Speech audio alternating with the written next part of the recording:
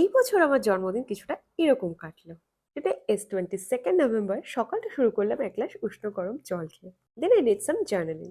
Last year কিরকম গেল আর এই বছর আমি কি কি করতে চাই সেসব নিয়ে। দেন কফি খেতে খেতে বই পড়লাম, সাথে ভিডিওর একটু কাজ ছিল সেটাও করে নিলাম। ব্রেকফাস্ট করলাম ব্রেড টোস্ট দিয়ে। সারাদিন কোনো কাজ করিনি, ল্যাদই খাচ্ছিলাম শুয়ে শুয়ে। হঠাৎ মনে পড়লো ও গাছগুলোতে তো সার দেওয়া হয়নি।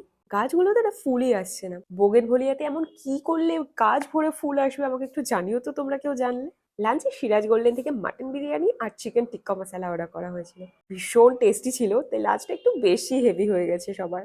সন্ধেবেলা ঘুম থেকে উঠে দেখছি মা পায়েস বানিয়ে পুরো রেডি আর সৌদীপ টেবিল সাজাচ্ছে। আমাকে জোর করে রেডি করালো। Happy birthday to me, happy birthday to me, happy birthday.